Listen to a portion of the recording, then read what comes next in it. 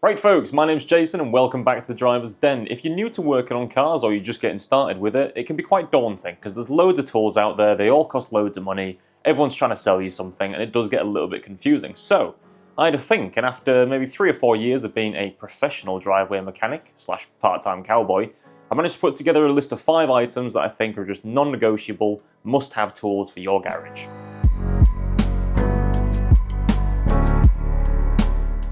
First on the list, this one's non-negotiable, it's an angle grinder. Don't argue with this one, just get yourself an angle grinder because they are absolutely godly. I underestimated just how much I'd use this thing, and now it's probably the most useful tool I own, and it has saved my skin on countless occasions. You don't need to go out and buy the most expensive one. I mean, I use Ryobi stuff. It's not great, the batteries don't last too long, for example, but that's what I've got, and it does the job, it spins round, so therefore it ticks the box for me. I've then got a few accessories. So we've got cutting discs. These things are, well, self-explanatory. Trimming metal down to size. If there's a bolt or a nut that's being really stubborn, just chop it out and it'll save you an absolute headache. You've then got wire wheels. I love these things, but they are brutal, so do wear eye protection because they have a nasty habit of flinging wire around. But these things are fantastic for stripping back rust or taking layers of paint off. Next up, and very similar in terms of stripping surfaces, you've got a poly disc.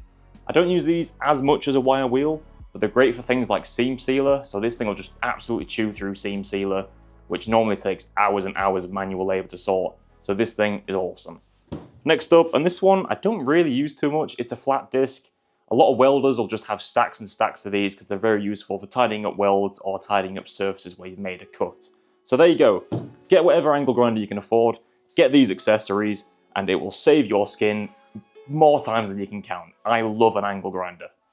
Next, you want to make sure you've got a decent socket set. Now again, don't go and spend loads of money on the most expensive one you can find. You often don't need that much.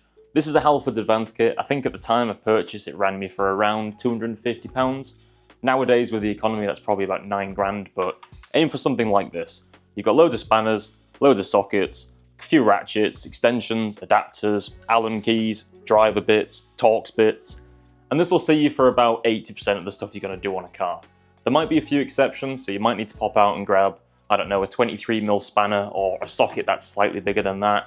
But these have been once in a blue moon, and then you just pop them in your toolbox once you've got those ones. I take this thing everywhere with me, on the off chance that I break down, so that shows how little faith I've got in my cars. But it's great to have in the boot, and if you can't fix it with this, chances are you're not going to be able to fix it with ease anyways. So get something like this, it's just worth having. Now we're going back to the toolbox for this one, and the tool in question that I'm going to recommend is this bad boy. It's a torque wrench. Now, I know loads of people that haven't used torque wrenches in the past and they've been just fine, which does bug me a little bit. I even knew someone who used to use one as a breaker bar. Please don't do that. They're not meant to be used for that purpose. But for the price of what you can get these for, I think not only does it teach you good practice, but certain things do need to be torqued up to a specific measurement. So, anything in the engine, drivetrain components, I would definitely suggest using one of these. Certain other things, you can just do them hand tight or as tight as a bar, I'll let you do it. But again, you can pick these up quite cheap. As long as you store them correctly, you leave them wound down, you don't throw them around like javelins to mess out the calibration, they should be just fine.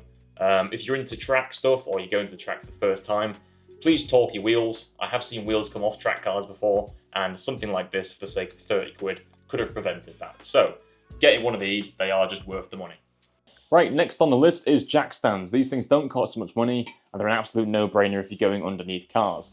2 is good, 4 is better, but 6 is perfect. That way you can leave one on jack stands while the car gathers dust and does nothing, and you can work on another without having to lower that car down and mess around. So, grab yourself some of these, invest in a basic design. I wouldn't go for the ratchet ones. Go for something simple like this where there's a pin mechanism, it's not going to go anywhere, and it will be safe. Right, the 5th and final tool I'm recommending is this. It's a breaker bar, and it is very, very simple because it has one purpose: to break off really, really tight nuts or bolts. You can, of course, substitute these out for an impact gun per se, but an impact gun costs a lot of money. These things cost about 20 quid, and they will do exactly the same thing in terms of breaking something loose. So grab yourself one of these, it's the most useful thing you can own, other than an angle grinder. Or a hammer. Either way, or a blowtorch actually, either way, these things are good, get one. Right folks, that's going to conclude 5 things I think are absolutely essential if you work on cars at home. You can of course substitute things out, and there's things that you will need in addition to this, so things like hammers, screwdrivers are always very useful to have, but I think these 5 things will put you in a very, very, very good standing in terms of working on things at home. But what do you guys think? Would you add something else to the list? Would you swap something out? Do you not use jack stands or not use a torque wrench? Let me know in the comments below. I ate KFC earlier and I'm really sleepy and groggy. I don't know why, but every time I eat KFC, it's a nap. You can, of course, substitute these out for an impact gun, and I can't talk because my voice is dying. Booger. Booger. And that will probably do, and I stutter like fuck, and I don't know why. Why do I stutter? I was never born with a stutter.